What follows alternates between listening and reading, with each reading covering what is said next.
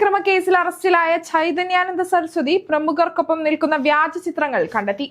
പ്രധാനമന്ത്രി നരേന്ദ്രമോദി, മുൻ American president Barack Obama, UK-യിൽ നിന്നുള്ള രാഷ്ട്രീയ നേതാവ് എന്നിവർക്കൊപ്പം നിൽക്കുന്ന വ്യാജ ചിത്രങ്ങളാണ് ആശ്രമത്തിൽ നിന്ന് കണ്ടെത്തിയത്. ഇതുകൂടാതെ ഐക്യരാഷ്ട്രസഭയുടെ സാമ്പത്തിക സാമൂഹിക സമിതിയുടെ സ്ഥിരം അംബാസിഡർ, ബ്രിക്സ് കൂട്ടായ്മയുടെ പ്രത്യേക ദൂതൻ എന്നിങ്ങനെ രേഖപ്പെടുത്തിയ വ്യാജ ബിസിനസ് കാർഡുകളും ആശ്രമത്തിൽ നിന്ന് കണ്ടെത്തിയിട്ടുണ്ട്. ലൈംഗികാതിക്രമ കേസിൽ അറസ്റ്റിലായതിനെ തുടർന്ന് ചൈതന്യാനന്ദയുടെ 8 കോടി രൂപയുടെ ആസ്തി മരവിപ്പിച്ചിട്ടുണ്ട്. സെക്സ് ടോയ്സും അശ്ലീല ദൃശ്യങ്ങൾ അടങ്ങിയെന്ന് കരുതുന്ന 5 CD-കളും കണ്ടെടുത്തതായി പോലീസ് വ്യക്തമാക്കി.